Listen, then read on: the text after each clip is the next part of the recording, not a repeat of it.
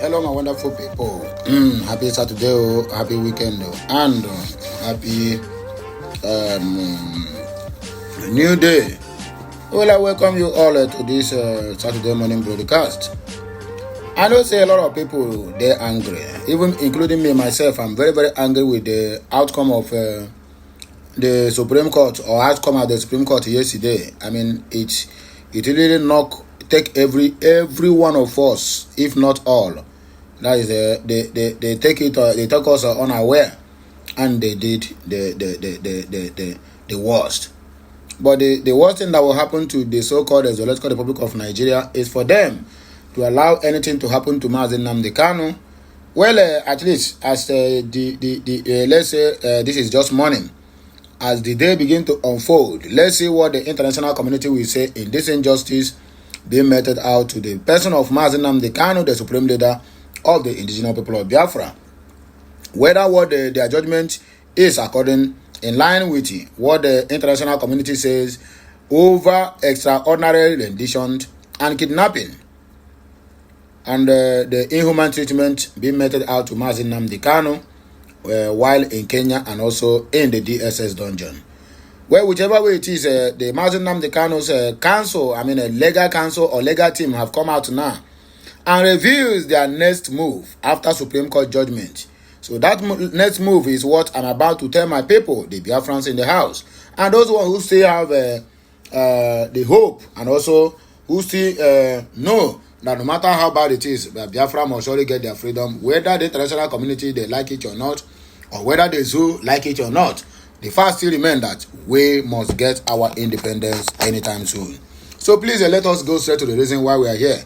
But before that, like, share, comment, and make sure you subscribe to my channel for more and more interesting videos coming your way.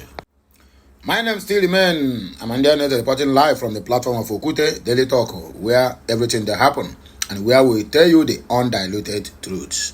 And remember, our campaign is still ongoing. I'm not seeing anything. When from a class on the one, let us continue with this campaign. And let what happened yesterday not dampen our spirit. Listen to me, it's bound to happen. It's bound to happen. What happened yesterday is an indication that we are making headway, because if they release Mazi Nnamdi Kanu so easily to us, we won't, most of us out there or outside, we want to know what that young man is passing through. We will think that we got the freedom at a platter of gold. So all these things are persecutions, because the power holding, what they call it, our Biafran freedom, and the power holding Nigerians down. Listen, I can categorically tell you that international community, the Biafrans are hoping on, have hands in everything that happens in that judgment yesterday. Believe it or not. Either you believe it or you leave it. But that is the simple truth. But time will tell. That's what I believe. Time will tell. Because water, that's the simple truth. They are holding our chin and raise their hands up. At the time, their hands will begin to pain them. And when they bring the hands down, we will take what belongs to us. And that is where I stand. Please endeavor to partake on this program that we call the campaign. And the slogan is hashtag let the Biafrans brave and hashtag Biafran lives matters. Hashtag free Mazi Nnamdi Kanu. Oya, I beg, relax and grab your popcorn while the news continues. The Special Counsel to Mazi Nnamdi Kanu, leader of the indigenous people of Biafra, IPOB, Aloysius Ejimako, has revealed the next line of action following the Supreme Court ruling. Ejimako said the Kanu's legal team will move for a bail application for the IPOB leader at the Federal High Court in Abuja. How long will this take? Well, I don't know. But the truth still remains that Fulani control government of Nigeria have no intention of releasing Mazi Nnamdi Kanu, and that's exactly what the so-called Igbo politicians and the so-called Ahuneze Beribe, that is their prayer, and it happens the way they want it. He spoke to newsmen shortly after the Supreme Court refused to order Kanu's release. In each judgment delivered by Justice Emmanuel Agemo but written by Justice Garba Lawal, the Supreme Court overturned the appeal court ruling that discharged and acquitted Kanu of all terrorism charges in October of 2022. The Supreme Court held that the Nigerian government recklessly and unlawfully rendered Kanu from Kenya. Such an unlawful act has not divested any court from proceeding with trial. Justice Lawa held that no Nigerian law was cited in the suit seeking Kanu's release in mere unlawful abduction from Kenya. He called it mere unlawful abduction. Mere unlawful abduction. The judge said, at the moment, the remedy for such action is for Kanu to file a civil matter against such an act instead of removing the powers of court to continue with his trial for alleged criminal charges. He called it alleged. That means he believes that, or in his own opinion, that the federal government have not done anything wrong by renditioning Mazi Nnamdi Kanu and abducting him from Kenya. That is the kind of what I call it, judges we are having in our today's courts. Everyone, when you want to read BTK, no wahala now, may the corruption continue. No be here we dey, na here we dey now. Last, everybody must only collect update. The Apex Court subsequently ordered Kanu to defend himself in the remaining 7 counts of terrorism charges against him at the Federal High Court. Reacting to the proceedings, Ejimako said he was expecting the Apex Court to affirm the ruling of the Appeal Court. But in a petition filed by Peter Obi and Atiku, rule in favor of Tinubu at the election petition court, which is the Appeal Court. When they get to Supreme Court, instead of the Supreme Court validated the judgment of the Appeal Court and saying that they cannot add more evidence to their case already in court. Now, for the Supreme Court to validate the judgment of Appeal Court that happened on the 13th of October 2022. Now they tell you no, you have to go back and start afresh. That is Nigeria for you. According to them, they say yes. First, we shall proceed with a PACE bail application to reinstate his bail in line with the ruling of the Supreme Court. Ejimako also expressed dissatisfaction with the ruling of the Supreme Court on Kanu's extraordinary rendition from Kenya. He said, I am not satisfied with the Supreme Court discountenance of the extraordinary rendition because it does not comport with the doctrine of fair hearing. The Supreme Court justified its position on the theory that our jurisprudence has not developed to the point of recognizing extraordinary rendition as a barrier to prosecution. That is so wrong because it implies that Nigerian jurisprudence is primitive, behind the times, and retrograde. In another development, World Bank is calling Nigerian government, now these people, World Bank now, they are the part of the problem they are having in Nigeria because they are the one that is ruling Nigeria. They know how much Nigeria has in their foreign reserve.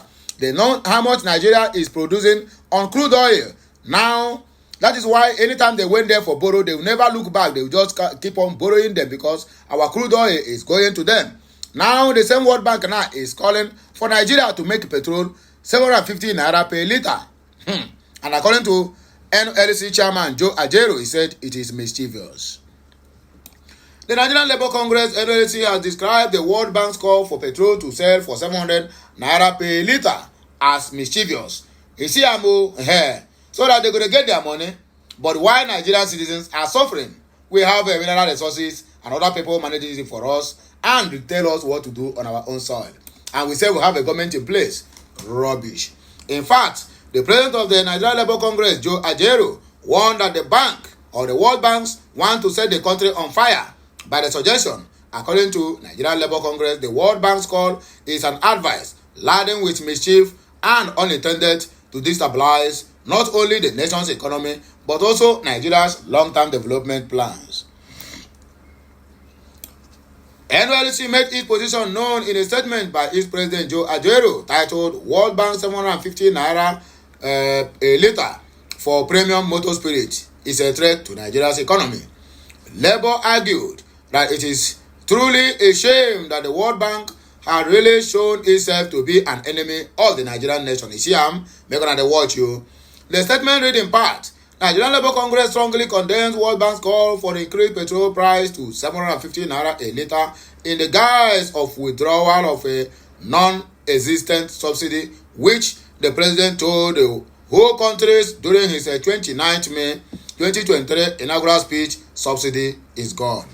We vehemently reject the recent advice by the World Bank urging the Nigerian government to increase petrol prices to 700 naira per litre, according to our news. The World Bank's lead economist for Nigeria, Alex Sienat, corroborated this unwarranted recommendation during a presentation in Abuja, reinforcing the need for the government to abandon its commitment to the people and embrace policies that only serve the interests of foreign entities and also the rich. Nigeria Labour Congress said the advice further demonstrated to doubting Thomases that the Bretton Woods institution, who are the arrowheads of the neoliberal school, is not pro-poor but is steeped into predatory policies that beggar the poor so that the rich will become richer. They beggar the poor and the rich become richer. It is truly a shame that the World Bank has really shown itself to be an enemy of Nigerian nation. It is continued grandstanding and generation on anti-poor policies and programs have destabilized many countries of the South, especially nations within the sub-Sahara region, according to Joe Ajero. The difficulties and suffering created by the last hike in the petrol price or in the price of premium motor spirit, which was a product of the advice of the World Bank and its sister institution, the International Monetary Fund. These are the entities that is knowing fully, we know fully well that they are the problem we're having in Nigeria. Anytime our leaders went there to borrow, they never look back, they give. Very soon, our leaders will use the whole country and borrow from them. Before we know it, we will become tenants in our own land. Are still ravaging the nation, destroying in its wake the nation's industrial base and domestic manufacturing capacity, which favors Western metropolis. We remind the government that Nigeria should not allow foreign entities like the World Bank and the IMF to dictate economic policies that are detrimental to the welfare of its citizens. Be rest assured that these people will carry on with this advice comes 2024. Go and mark my word. It is imperative that our leaders look inward, tapping into the vast resources and the human potential within our nation to address challenges and formulate policies that genuinely uplift the standard of living for all Nigerians.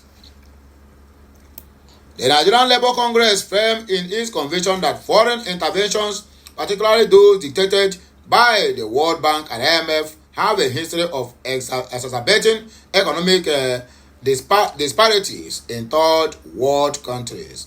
We assert that it is not only empirical but truly immoral for the World Bank to persistently advocate for policies that endanger the lives and livelihoods of citizens, impairing our nation. What is their concern? It is a predatory institution which the global north uses to justify its crimes against the south. It is almost single-handedly responsible for the ruination of the economies of the countries of the global south, for which it prescribes one fit situation for all their ailments. The history of the failure of the World Bank's prescription all over the world is well known. It therefore baffles us that such institution with such history of failure in the past, a track record of failed recommendations, will still have the courage to make prescriptions to the country that is one of its past victims. World Bank continues to be against the coming back on stream of our domestic refineries, as its prescription is based on its imaginary import template instead of advising the government to ensure that the domestic refineries come back on stream. Don't you know that the problem we are having in those refineries, they are still the Westerners, World Bank and IMF, with their other allies, they are the ones that are contributing to this. When you spend money, they will take the money from the people you gave it to, and they will still borrow you the money back. The World Bank should allow Nigeria to govern itself and stop its meddlesomeness in our internal affairs, which we consider very rude and insensitive. World Bank is truly part of the problem of Nigeria. Nigeria have many problems. World Bank is just half of it. Cannot say it one. World Bank is just half of it. And the main problems now the indigents of the country, the rulers of the country, because if they give this kind of advice, you shun them, they will never have it in mind to come back next time. But as long as they give this advice now, watch what will happen 2024. Even if car is not taken, they will hike the price to 850 naira. And when Pomas is drag, then they will bring it back to 800 naira. That is the end. And the cry will stop. Nigerians. The World Bank are really using our people, their head. Anyway, they are the one that put them there. They decide what happens in our affairs. If they see you have brain too much, they will not allow you to rule. But once you are mumu, then they will accept you to be the leader of the gang. Anyway, my wonderful people, now here, me I go take back breaking. Be back with another blockbuster. Have a nice day, and may the good Lord continue to bless us all as we proceed with other news we have today. I'm coming back with another blockbuster. Bye for now, my wonderful people. Kemesiano.